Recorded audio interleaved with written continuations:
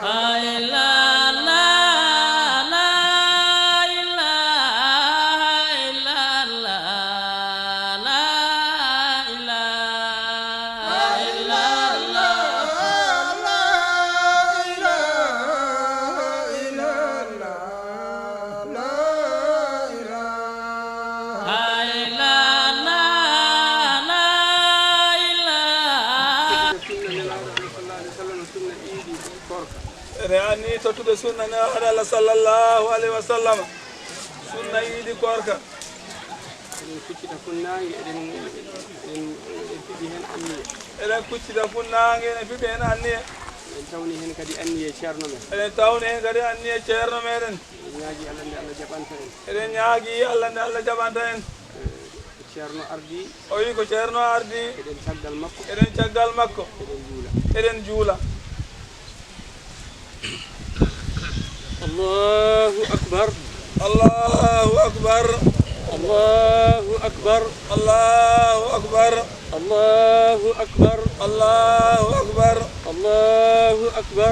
الله أكبر الله أكبر الله أكبر الله أكبر الله أكبر الله أكبر الله أكبر بسم الله الرحمن الرحيم الحمد لله رب العالمين الرحمن الرحيم مالك يوم الدين إياك نعبد وإياك نستعين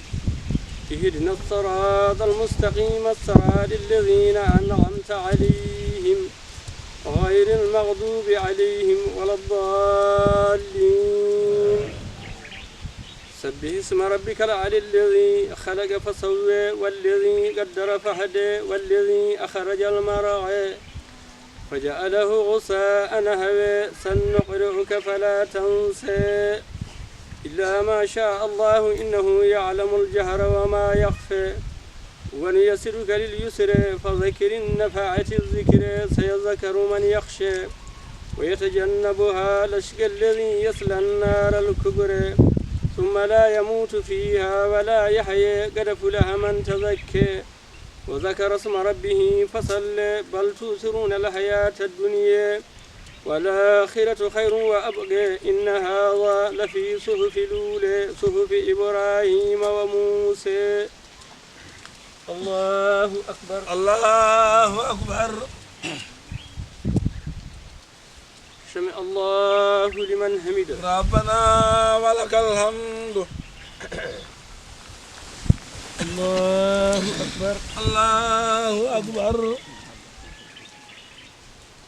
الله أكبر الله أكبر الله أكبر الله أكبر الله أكبر الله أكبر الله أكبر الله أكبر الله أكبر الله أكبر الله أكبر الله أكبر الله أكبر الله أكبر الله أكبر الله أكبر الله أكبر الله بسم أكبر الله الرحمن الرحيم الحمد لله رب العالمين الرحمن الرحيم ملك يوم الدين إياك نعبد وإياك نستعين اهدنا الصراط المستقيم صراط الذين أنعمت عليهم غير المغضوب عليهم ولا الضالين والشمس وضحاها والقمر إذا تلاها والنهار إذا جلاها والليل إذا يغشاها والسماء وما بناها والأرض وما دحاها ونفس وما سواها فألهمها فجورها وتقواها قد أفلح من زكاها وقد خاب من دساها كذبت ثمود بدعواها إذ انبعث أشقاها فقال لهم رسول الله ناقة الله وسقياها فكذبوه فأقروها فدمدم عليهم ربهم بذنبهم فسواها فلا يخاف عقباها الله أكبر الله أكبر سمع الله لمن حمده ربنا ولك الحمد الله أكبر الله أكبر الله أكبر الله أكبر الله أكبر الله أكبر الله أكبر الله أكبر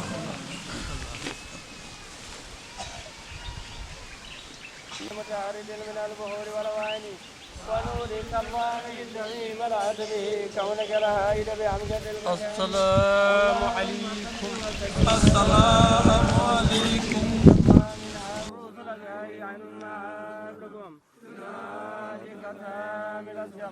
اللهم صل وسلم على ذات الحق بالحق كنز العظم بفارق من غيرك يا نور المدلسم صلى الله عليه وعلى آله صلاة تعرفنا بها إياه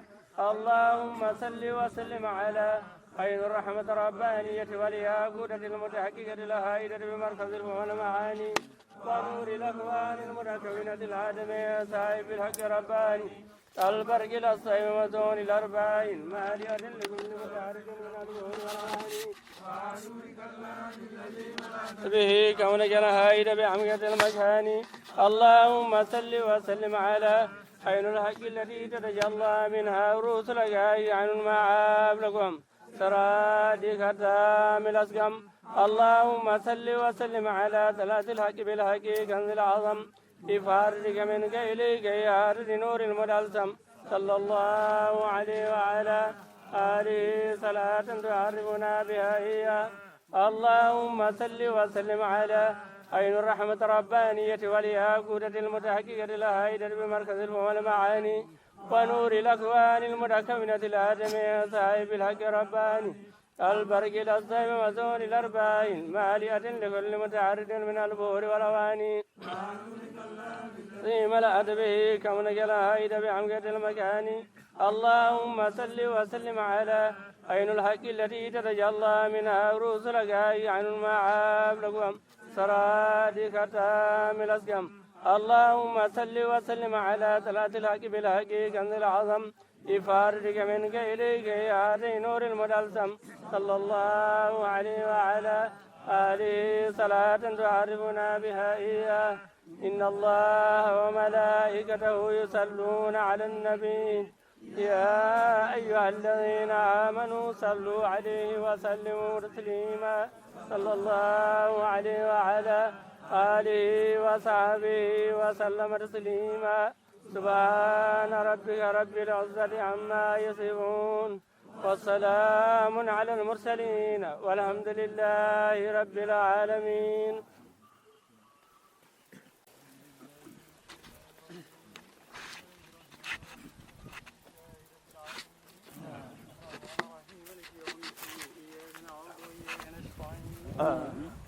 اهدنا الصراط المستقيم صراط الذين أنعمت عليهم غير المغضوب عليهم ولا الضالين. اللهم إني أقدم إليك بين يدي كل نفس ولمحة ولهزة وظرفة يظرف بها أهل السماوات وأهل الأرض وكل شيء هو في علمك كائن أو كان أقدم إليك بين يدي ذلك كله. الله لا إله إلا هو الحي القيوم لا تأخذه سنة ولا نوم له ما في السماوات وما في الأرض. من ذا الذي يشفع عنده إلا بإذنه يعلم ما بين أيديهم وما خلفهم ولا يحيطون بشيء من علمه إلا بما شاء.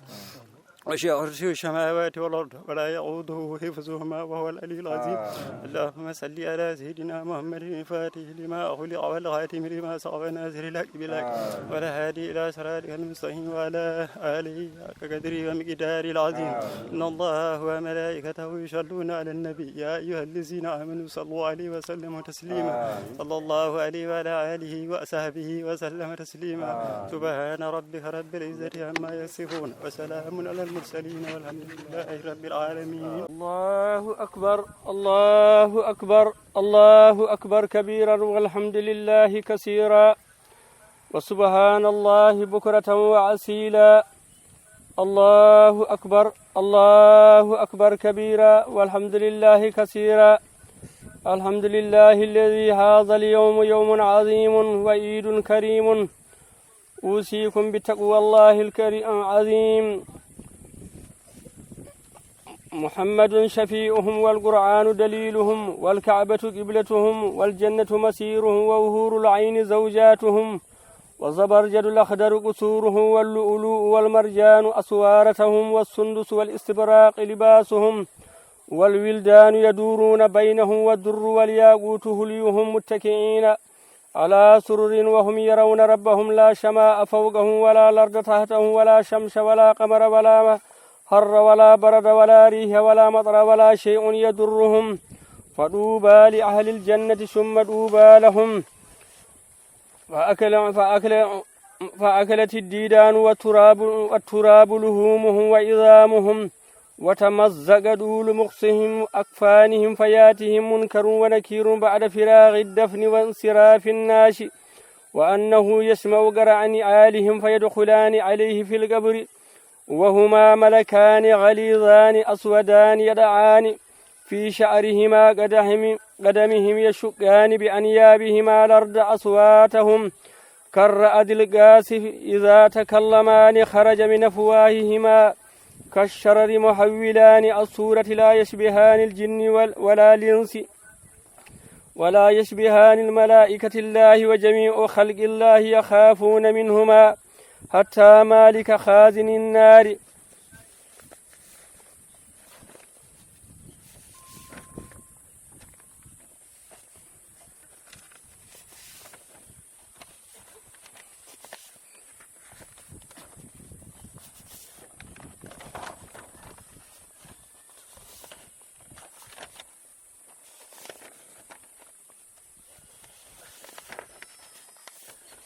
الله أكبر كبيرا الله أكبر الله كمور الله أكبر الله كمور والحمد لله جتوج غودني الله كبيرا كهيوي كثيرا كهي وسبحان الله سنار ودني وبكرة بمبي وعسيلا إكيكيد. هذا اليوم عودو نيالوم يوم عظيم كنيالوم مودو وعيد كريم كعيد كري تدودو. أوصيكم أدن بسيه بتقوى الله العظيم أكل الله. محمد غندي نلادو الله صلى الله عليه وسلم شفيعهم ونتفنو والقرآن دليلهم وندلل نرغل مودن يلوم دارنغل والكعبة سود كعبة قبلتهم ونكتشترغل دوال الله فاد امودن والجنة غندون كو الجنة مسيرهم ونين أيوا ددرغل مودن وحور العين روبي الحور العين زوجاتهم ونسديب مودن تو يلوم دارنغل وزبرجد الأخضر أودو كنية كتشو قصورهم ونقليجمون اتسوجمون واللؤلؤ كنية لؤلؤ والمرجان كنية مرجان أسوارتهم ونقرنتير مودن أنن جولبه والسندس أودو كنية سندس والاستبراق لباسهم ونقرنتير من تدار من جوي من إكوبمون والولدان سكاب يدورون إن جيلو بينهم حقنمون والدر كان يدر والياقوت كان ياقوت هليهم ونشدار من متكئين ونكو كبلنا على سرر ادوم بالوتو وهم نعن يرون عدنجي ربهم جمن لا شماء أسمان على فوقهم دوم ولا لرد ليد على تحتهم ليس مودن أنن يمبي الجنة ولا شمس ناجي على تون ولا قمر لور على تون ولا هر غليك على تون ولا برد بوبل على تون ولا ريح هند على تون ولا مدرتب على تون ولا شيء هيهون على تون يدرهم كإن لرأون فدوبا ملوتودني لأهل الجنة يمبي الجنة ثم دوبا لهم رفت ملوتودني يمبي الجنة أبدا أبدا فوما فهم الذين كدون بين يقيمون الصلاة يمنا النوب جولد ويؤتون الزكاة إن جلتنا أسكال ويحفظون إبدين فروجهم فرجوج مبه غارو بمبه ولا رو ببه غاور بمؤن والصابرين كبمنوب على ما أصابهم كلكهم نوب وأما أهل النار وأما ستبي كيم بجينغول ففي النار كتو جينغول موئدهم ونفدور مبه أعاذنا الله أمولي ما الله وإياكم مرنتني أن دينتو ديف في جهنم غنديتو جهنم مسيرهم woni dadirigal yimɓe heeferaɓe khasirina ko ɓe perduɓe nadimina ko ɓe nimsuɓe mahzunina ko toon ɓe cokere muzallalina ko toon ɓe koynete maghlubina koto jaygetoɓe munnete wa waylun bone wodani lahum wonande yimɓe jaygol summa waylun lahum refti bone wodani yimɓe jaygol assalasilu jolokaji wala ghlalu e lundurɗe fi anaqihim ino kaɓɓa e daaɗe maɓɓe wasuradi gatu ombode annirani jayingol fawgahum ino e dow mabbe watahatum e les mabbe waqadis waddat ino bawlina wujuhuhum jeese mabbe ino bawli kurum wa azaraqati ino wanja ayunuhum gite mabbe wasadidu ƴiƴƴiri yakhruju ino yalta min afwahim e kunule mabbe fahumul ladhina dum woni ben yukazzibuna pennunobe ar rasulillahi nelaado allah sallallahu alayhi wa sallam ويأسون بوبانو بربهم جمعين مساكن هدورد أهل النار يمبي جاينغول في النار كورو جاينغول يأكلون نيامر هيما برون الزقوم كدوم أودو نيامر توك ومن الحميم كن أيواكو غدرون بول ومن الحميم ديام بول دم يسربون ونجرم مبه ومن أقدير ومن القطران غدرون فنادها فجي يلبسون ونقرنتير مبه ومن عذاب ربهم لتجم مبه لا يستريحون هاي غوتو يرمتاكو بتون ولا يستغيثون هاي غوتو فابتاكو بتون ولا يستغيثون ابنودتون فاب ولا يغاثون هاي غوتو فابتاكو بتون ومن كل خير كلام وجر يئسون كو بففتي بدوم تتنزل جبورغال أهل النار يمبي جاينغول في النار كو جاينغول هم كم خالدون كتون بشاسر قال الله الذي تعالى تودو ألم تكن بل أن لا تنوكي أننان آياتي آيج أم تتلي إنو جنجي عليكم إدوم أننان إنو هالتون قرآن إنو جنجي فكنتم لا تدون بها آيج هيتو كذبون كون فنو بدوم قالوا أبي ربنا جم أمن بمبي أجوم أمن غلبت دينينو فنتينو علينا إدو أمن شقوتنا ملكش أمن قال الله العظيم الله تودو يوم تشهد هند ونكو سيرتو عليهم إدومون ألسنتهم دمدمون وأيديهم إدودمون وأرجلهم إكويدمون بما كانوا إكولاتنون يعملون أدون قول هند قوتو فف أيوا جودمم كالتد كويدمم كالتد جسمم كالتد يوم تمور السماء مورا وشقد نجومها وذهب نور الشمس وأظلمت حتى إن الإنسان إذا أخرج يده لم يكد يريها وصد هرها ودانت من رؤوس الخلق ووي أسمان أو نيونغي نانغي إتي نبري وديها ونسي يتي جنغ ما أودي جيمب جسما يأتا وأهادر فيلتو بهم إدارنغال هي يمبي الملائكة ملائكاج من كل جهة إكلا بنيجي لهم إن ودني ملائكاج دي أصوات صوتوج عظيم مودي أشد من صوت الرعد دلر ملائكاج دي نيده هم بري هلبناد فرنيته القاسف تخاد قلوب الثقلين أن تخرج من صدورهم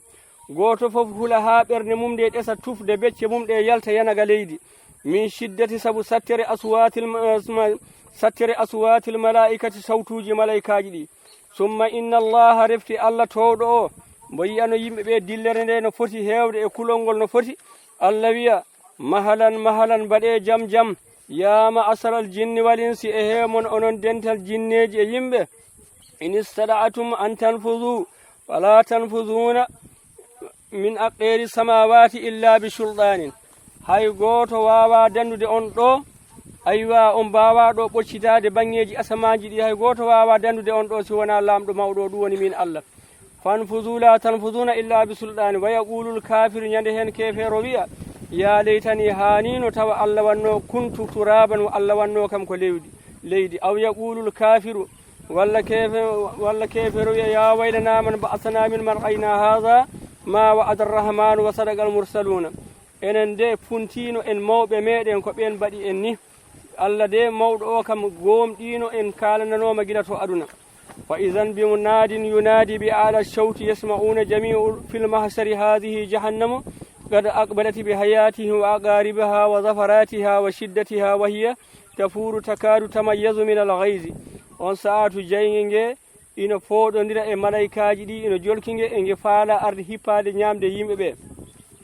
wa hiya tafuru takadu tamayyazu min al-ghayzi wa zabaniyata muta'alliqatun bi salasiliha wa hiya tafuruhum wa tamshi ala arba'i qawaima wa tazfaru fihim zafaran aziman fa idha kana baynahuma wa bayna al-khala'iqi fil mahsri wa tazfaru alayhim zafran aziman wa tamlu alayhim al-jawu zulmatan wa dukhanan wa natnan usikum ya ibadallahi اللهم صل على سيدنا محمد الفاتح لما أغلق والخاتم لما سبقنا الحق بالحق والهادي إلى صراطك المستقيم وعلى آله حق قدره مقدار العظيم إن الله وملائكته يصلون على النبي يا أيها الذين آمنوا صلوا عليه وسلموا تسليما صلى الله عليه وعلى آله وصحبه وسلم تسليما سبحان ربك رب العزة عما يصفون وسلام على المرسلين والحمد لله رب العالمين.